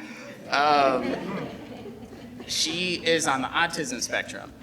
And when she was, 6, 7, 8, so we have 4 children actually. And so she's the oldest, and we have a daughter that's 2 years younger than her, which essentially she takes on the older sibling role in their relationship. And it kind of happened on like, one day my wife came to me and was like, hey, I have an idea for a children's book from the perspective of our younger daughter of like essentially their relationship, having a sibling on the spectrum. And oh gosh, I want to say it was like written literally within like a week, 2 weeks max. And she told me, she's like, for Mother's Day, I want it illustrated and like published, and so get to it. And I spent the next several weekends like painting, and so put it in watercolor, and then we looked into like, what does that look like for publishing? And so we look at publishing companies and are like, no, this is ridiculous. What does it take for us to form our own publishing company? And we handle the printing, and we get the Library of Congress numbers, and we distribute it, and we handle all of that. And we were able to offer that to the world. And like, she goes to an amazing school where it's for children that are all on the spectrum, so it's just filled with parents that have lived our experience that we live. And we donated books to that, and then did, you know, sales, got contributions back to the school because they were in the midst of building like a new playground. And, you know, I think what's amazing is having to be able to go, this was a thing that we did. This was a project that I did. Because honestly, I'm the type of person who's like, when I'm done with a project, I'm done, what's next? like, what can I do better than that? And as a designer, it's weird because that happens and you start expecting more of yourself and expecting better. And another example of that is, again, with my wife, like we co-found a lot of stuff together. It's kind of like our thing. And this one, it's hard for me to say I'm a co-founder in, because it's really like the living embodiment of her. But it's called Planta, and it started out as a beauty subscription box. Obviously, I was able, from the co-founding space, like do the design and like play with the color and the branding and build the sites and that kind of thing, and build the apparel and design that side of it. However, it's so much more than a tangible t-shirt, sweatshirt kind of apparel company, because we were able to have a brick and mortar space, and she opened this space to create essentially like a safe space for people that look like us, that are Black, that are brown, that don't have the understanding or deep knowledge of what is wellness, what is holistic, what is organic, what is sound healing, what is yoga. We created a space where that was possible, and she invited people into these spaces and created community in an area of Los Angeles. Yes, Los Angeles is beautiful. Los Angeles is full of shit. But we created a space where people were safe in those environments, where it was like, it's not cliche to do yoga. It is not cliche to go to Erewhon and get yourself a $20 juice, because you feel good when you do those things. It is not cliche, and I feel like we've created these ceilings for ourselves where that's not okay. That's labeled as this, or it's labeled as that, and it's like, I want to enjoy those things. And so she created a space, and we did this together where people learned yoga. They learned what sound healing was. I got to learn so much more about those things and see it. And I think it's like, as you go through this, you realize like that you're giving when you don't even realize it. And that's the amazing thing about design, is like, I could scribble on a piece of paper and then like a year later look at them like, that's kind of cool, I should make that into something. And you're giving, you're always giving. And it's like, yeah, it's pretty cool. Listen, no disrespect, but we're gonna invite your wife next time. Yeah. I'll keep this pretty brief. I'm gonna go back to the archives for this one. So I guess it was early 2000s. I left my art director job at an agency to start freelancing, and that evolved to a small little branding boutique agent studio in Texas, by the way. And so I did a lot of corporate branding, a lot of city entities, like City of Dallas, City of Plano, just a lot of convention work. And I recall a nonprofit approaching me. It was Earning by Learning that focused on reading for Black and brown kids. And I remember they approached me and they wanted to do a project, but they didn't have the budget, and I was like, oh, wow. And so I ended up doing it for free. And that became my thing. So every year I would donate brand services to a nonprofit, and I did that for a decade and developed these strong relationships because, doing corporate work, it's great, you do great stuff, like you can make a little bit of change, but at the end of the day, you're not saving lives. It's just like, it's whatever. But I found so much value and joy in working for these nonprofits because I saw the impact. I did some work for Dress for Success in Dallas. I ended up sitting on the board, because I was really intimately involved with that organization because I felt good about it. And to this day, my wife and I, we'll partner on a project, and we'll just design it for free because we feel really, really good about it. And I'll end with this because I mentor a lot of young designers, and they're always asking me, I want to be a creative director, I want to be an art director. How do I get there? How do I get there? And I'm like, slow down. I say, it's going to go really fast. You're going to look up, it's going to be 20 years down the road, and you're going to miss everything. I was like, take this time to really nurture relationships, meet people, eat delicious food, see the world, drink wine, do all the things, and focus on being a problem solver for humanity, and the universe will reward you. So that's my advice for you young designers.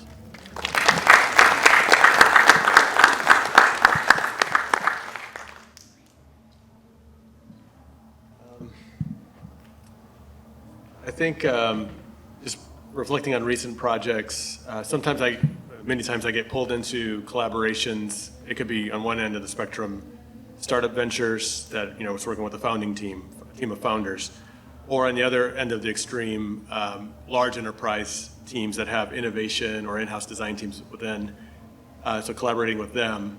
And sometimes in those sessions, in those rooms that I navigate with those teams, sometimes speed is an implied authority figure in the room.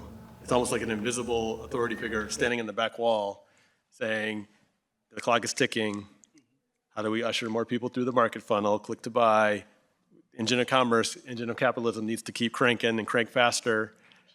So don't raise your hand to cite a concern. And so to the question around, what can you sort of do in that situation, in that tension, it's just to get the teams to open their aperture and to widen the canvases to consider really the cascading intended as well as unintended consequences of every design and business decision. Because we're in a much smaller world, hyper-connected world. As I mentioned, that beautiful tapestry that is the world. And for me, when I'm problem solving creatively with those teams, it becomes a question of what is the value criteria at play of this constellation of people that we're trying to serve? It's not just the end customer or the target audience, there's other stakeholders in the mix too. And they all got different, what I call value criteria, things that they really deeply care about. And it's not the click to buy. They're trying to solve a problem in their own journey, in their own world. So how do we understand the variety of value criteria that are at play across an ecosystem or an ecology, and expand the canvases to make sure we're problem solving against those needs or those expectations? Because you better believe the stakeholder of today, and especially the next generation, is very concerned about data ethics, climate change, social justice, all these things. Business cannot sit in isolation to that any longer. And it's not performative to expand the canvas to go there and say, how do we address these needs? Because our stakeholders care, thus we should care. And we gotta practice our innovation muscles to really figure out new and novel ways to show up for people when they need us the most, and on their terms, in their context, and with respect. And if we do that well, the business concern will take care of itself.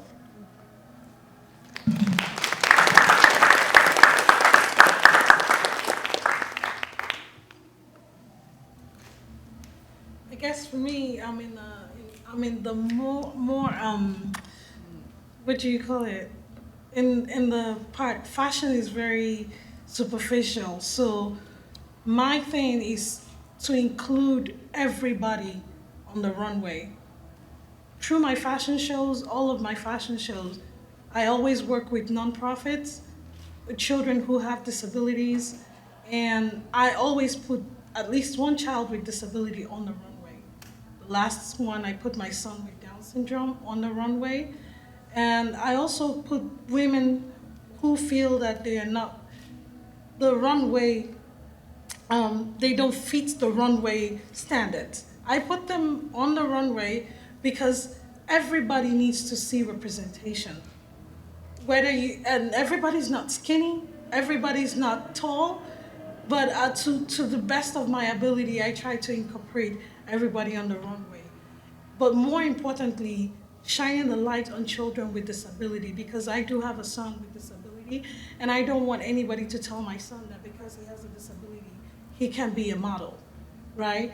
I'm just trying to remove a little bit of the superficiality in fashion and bring a little bit of humanity into it. Yeah, and that is what I do with my business.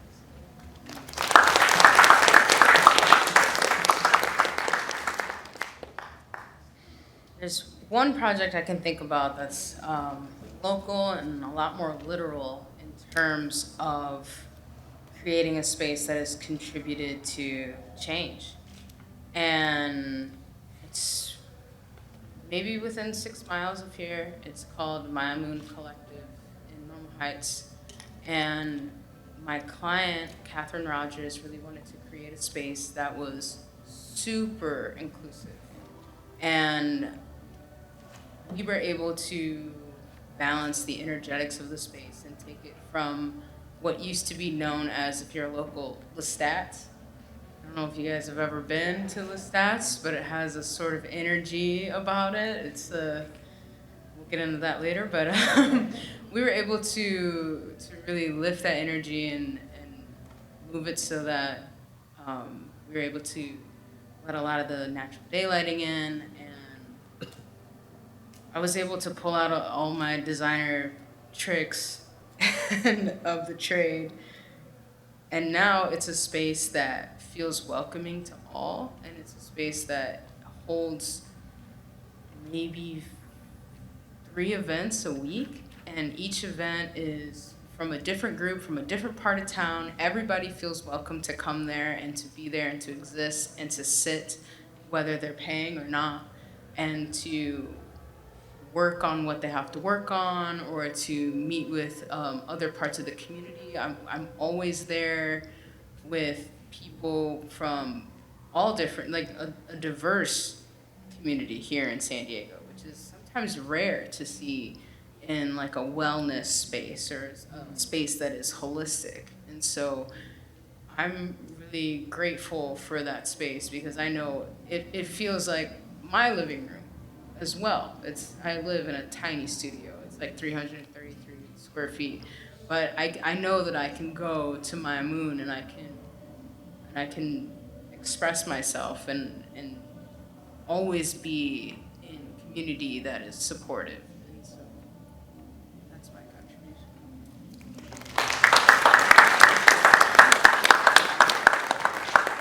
Yeah, sure. So a project I'm really proud of, in addition to teaching, is I curate on the side, and had the really good fortune of working with Hasna Muhammad, who's the daughter of Ruby and Ozzy Davis. And I was really creeped out because I'm like, this is my second show. I don't think I'm worthy of this opportunity, especially because the show focused on the burial of her father, also Sidney Poitier, and also Max Roach. So one of my goals as an educator was to welcome in a diverse body of folks into this space and honor sort of their legacies, especially for younger generations who might not know who Max Roach is or might not appreciate the contributions of Sidney Poitier. So for me, one of the goals was having a tactile function and then working with the Schomburg to actually have audio so that students could actually listen to their work and find ways to get free resources. So ultimately, what we decided to do after the show came down was to put it in a public library, so that this information could be accessible to the next generation and understand how they can build on this sort of legacy of both being an artist, but also elevation to being an activist, that in your artistry, there are ways that you can contribute to your community, and there are ways that you can make it publicly accessible and also free. So for me, most of my work is very rooted in making sure that all of the tools that I give out in terms of education are free, they're accessible, and that you also can download them. So for me, I think it is a combination of recognizing that design and artistry can also service the public and make sure that we reach as many people as possible, because oftentimes it's finances that are a barrier to allowing, I think, the community to understanding the importance of our contributions.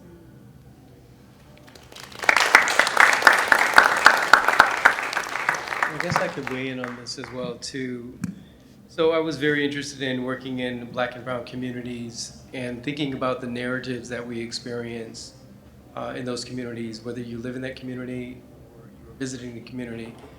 And some of those narratives aren't too great, right? We know the stories and we see messages. And so I was very interested in this idea of semiotics and language and symbols, and how we as designers can use that to change the narratives from within. Because sometimes those stories, they're brought into Black communities, right? They're not owned by Black people. And so because of that, my interest in that, my research took me to Ghana several times, where I began to study the Adinkra symbols and traveled from the southern part of the country to the northern part, and not discovering, but cataloging new Adinkra symbols that most of the world is not aware of yet. And it's forthcoming in a book that I'll be publishing with one of the professors at the University of Cape Coast. But using those Adinkra symbols as a way to bring back to the Black communities in the United States, so that young Black children can walk the streets and understand much about their heritage and ancestry, as they compete with, liquor store sign and liquor store sign and gang graffiti, but knowing these symbols as a reference point that positions them not only in their community, but beyond, right? So it's a way of tethering them back to Africa and also changing that narrative from within.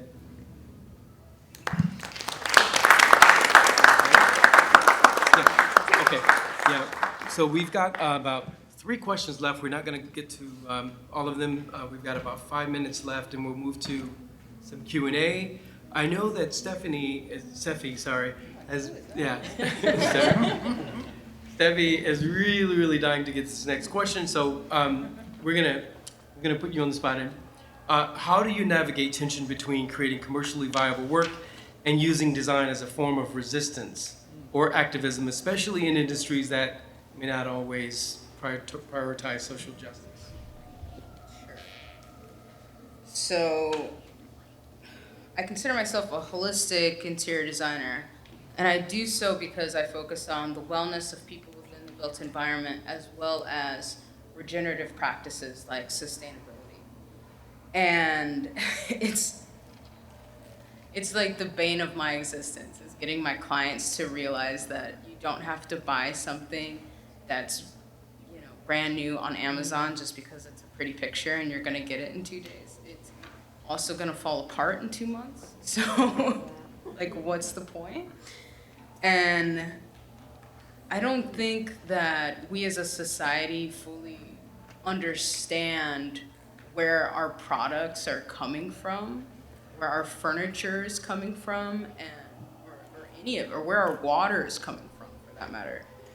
And I always think of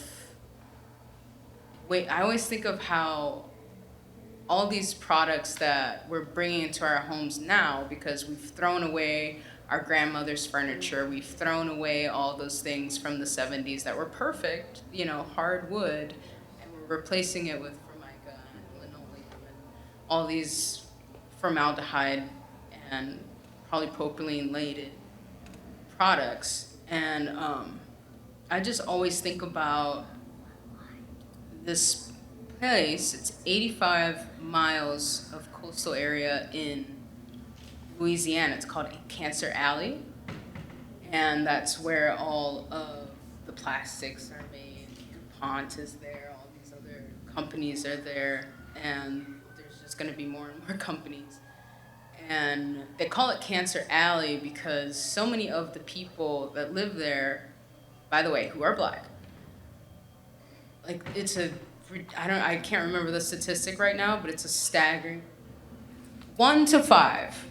She had it. 1 to 5 people have cancer there, and the others are suffering from respiratory illnesses.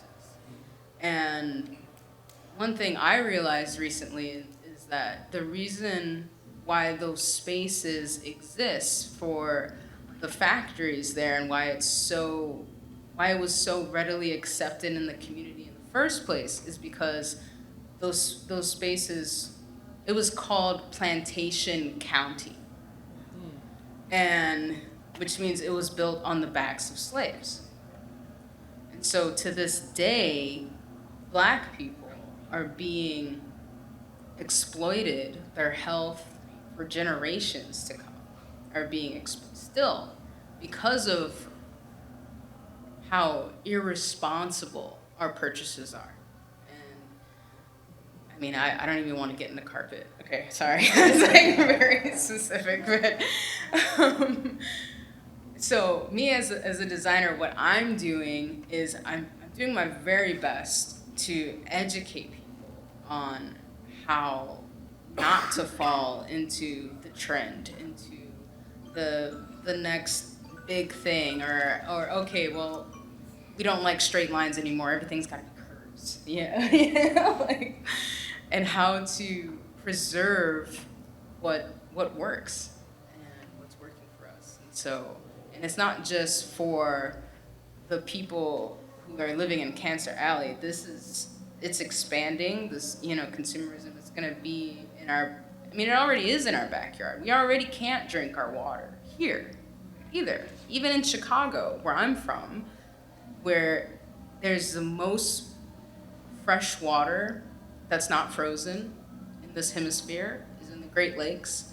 And even in Chicagoland, we can't drink the water from the tap. Why is that? It's because of, in my opinion, consumerism and capitalism. So, sorry to end on that note, but.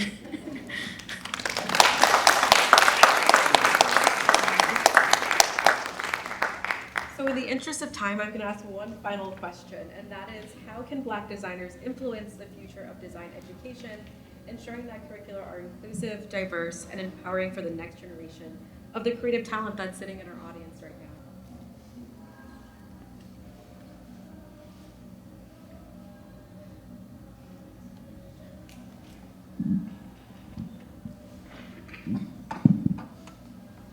I think that there needs to be more practical experiences talked about in schools as compared to theoretical situations. And that happens because more practitioners become professors and they have some input into what the curricula will be for the different academic majors. So for me, I think more professionals need to not only think about making money, but think about providing a service, because that's where it all really started.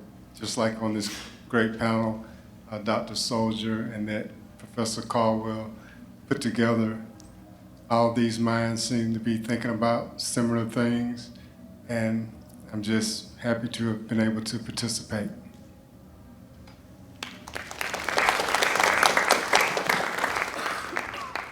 I think I would quickly add that the world is much smaller, as we mentioned before. I'm a big believer that the present moment, as well as our future, is going to require an increasing level of multidisciplinary problem solving. And so seeing yourself in terms of, and especially in terms of how we shape education, how can we foster individuals' professional development through the lens of breadth and depth. Breadth meaning you're going to have to collaborate with different people more and more. And so how can you share shared imperatives, future visions, an understanding of the key unintended consequences that need to be resolved, like at a teaming level, but then also based on a proper foundation and fundamentals, be able to leverage your craft to actually contribute something, to bring something to the table, to move the team forward. So breadth and depth is sort of the model of how, at least in my experience, mentoring and coaching and providing exposure opportunities for folks. I'm really big on that, just based on where the world is going.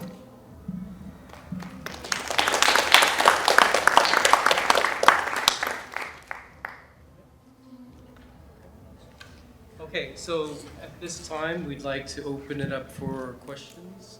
There is a microphone right here, so you can come down and address your question to any of the panelists.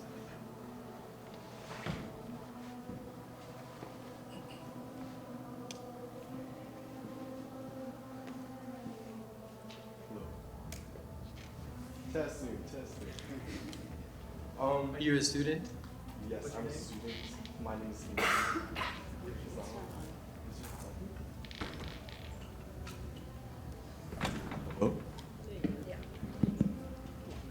Hello. I'm a student. My name is Emmanuel, and my question is, based on your collective experience, what would you recommend to someone who's just stepping into the art and design scene that could give them a running start? Thank you for your question. Define scene. Maybe just like the art space as a whole, or as an opportunity to get into it as a business.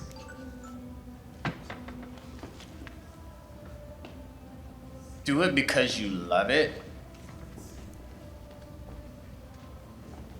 And don't chase the company side of it.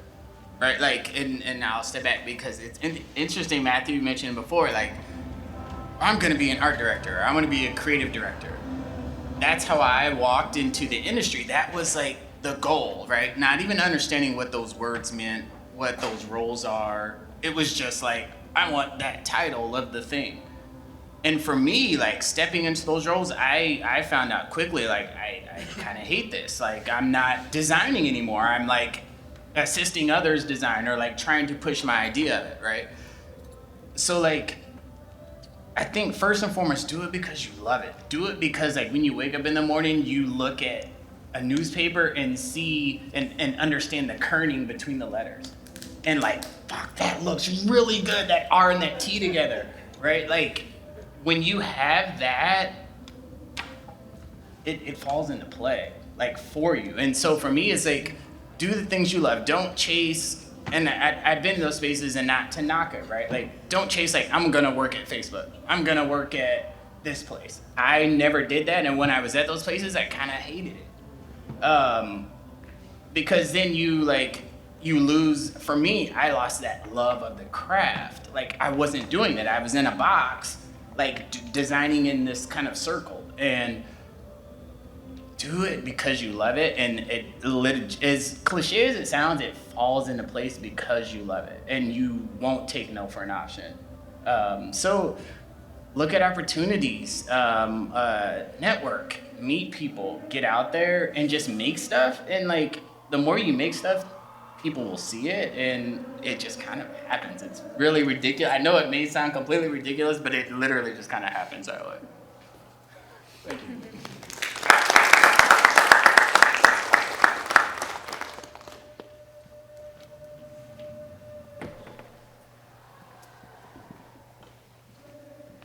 Hello.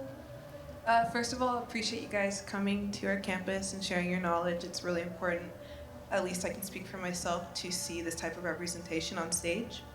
To add on to that, as someone who came from a household that was supportive of creativity, but that wasn't able to really develop creative processes, hearing the idea and the topic of mentorship come up was kind of illuminating, because I did realize I do need that guidance, because I have so many ideas, but it's so hard to hone it into one place. How do you suggest someone like me who's a graphic design student, this is my 3rd year, how do you suggest I go about finding that mentorship and finding that community and finding someone who will not only listen to my creative processes, but also push me in the direction of not discomfort, but out of what I feel I'm good at. Does that make sense? I feel like it'll find you. It sounds general, but if you're doing what you love, and if you're acting with authenticity, if you're creating your butt off, like at every chance you get, I really feel like it's gonna find you. I really feel like that energy is for you. It's already there. It's already yours, right? And you're gonna attract what's right for you. Not to say that you don't have to, work hard, or I think the best, and I know it sounds general, and it sounds so simple, but like, if you show up, if you're consistently showing up for yourself in the spaces that are attracting you, then you will attract that mentor to you. I truly believe that. I have to believe that for you, because I believe it for myself as well. Thank you, I appreciate it. Yeah, I was just gonna add on to that. I think also just don't be afraid to reach out to people. Like, there's so many amazing creatives and designers. Like when I was in university, I reached out to people at White and Kennedy because that was like my dream agency. And everybody who I reached out to was willing to talk to me, willing to mentor me, willing to look at my work and give me a quick portfolio review. So don't be afraid to reach out to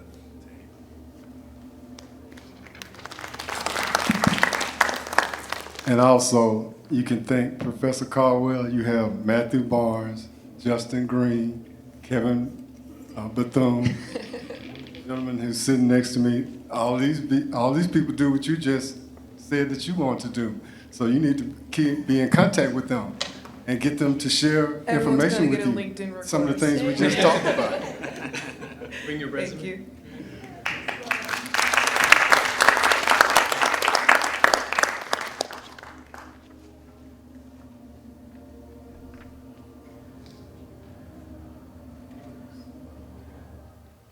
Great minds, eh?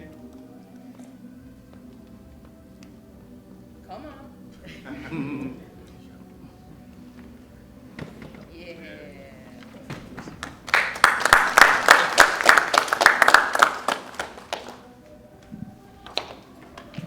Thank you for coming here. My name is Aurora, she, her.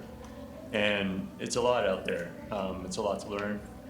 The world's a huge place, even if we are interconnected. And how do you take your passions, listen to the world, and then try to bring your passion into the world in a way where it just resonates with everyone? And then you try and change the world for the better. It won't resonate with everyone. It won't. Something that I love and that I'll design, personally, I'm like, man, this is the dopest thing I've ever designed. Everybody's gonna love it. My wife will go, eh. And that's the reality of it, though. Like when you work in product design and digital product, right? Like, and let's say, for example, I'm designing a new experience of, I don't know, posting a photo on Instagram. Right? In my mind, I might go, then when I add the photo, I can add the glitter to it and the filters, and then I can add my comment. And then I'll share it to my friends before it goes to the rest of the world. In my head, I might think that's a great experience. And then you put it in front of a room of 20 people and maybe 2 people agree with you. Everyone's not gonna love your ideas.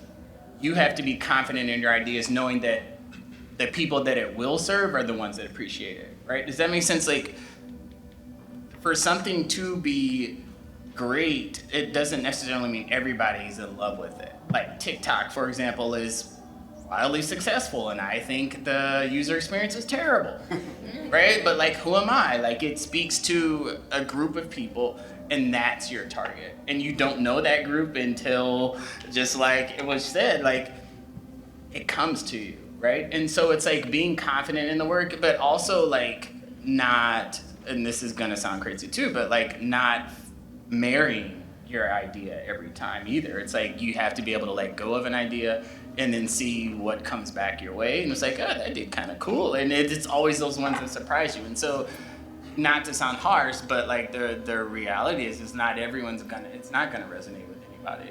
Or everybody, sorry, not anybody. And just a real quick add, I agree with everything you said. If something fails the resonance test, you are not that work. Yeah. Keep going. Thank you.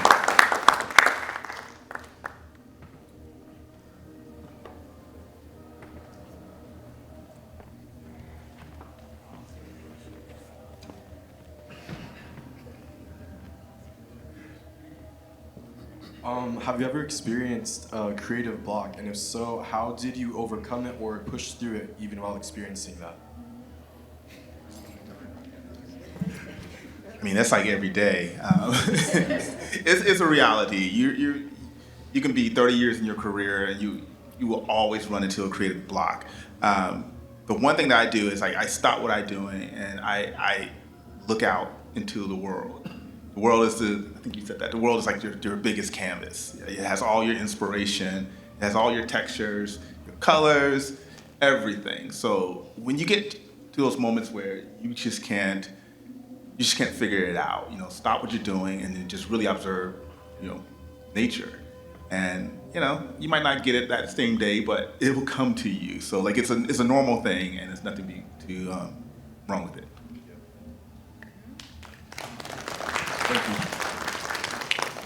And I can follow what he said about having design block. From time to time that happens. It's a normal thing.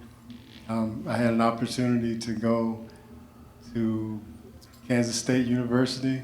Mike Lynn, he's a graphic artist and landscape architect, and he did a 2-week camp. And I went to that camp a few years ago. His big thing was either go and have a good meal, take a walk, or go and see a movie. And when you let your mind relax and don't think so much about it, then the next time you take a look at it, you may get some kind of, what's the word, inspiration. So just like all these panelists are saying, and I'm getting more from this than probably the people in the audience, because the vibration is just so similar with most of these designers. It's just really, you have to learn to take it one day at a time. You have to learn that everything doesn't have to happen immediately, and try to let your mind be free, and that's how you can get more creative. Thank you. Okay, so at this time, we are definitely just about on schedule, over, which is great. We're going to take just a very, very brief break to give our panelists a moment. Give you an opportunity. There are some light refreshments outside. You cannot go downstairs where they're partying down there, because you won't come back. So please stay here. Earlier, I recognized a few members in the audience, and one of our sponsors, which I'll recognize later, but one of our sponsors, the AIGA San Diego Tijuana chapter, one of our big sponsors here in the audience as well, is Professor Emeritus Susan Merritt here, who is also a fellow of the AIGA. Susan, I want to recognize you before we leave.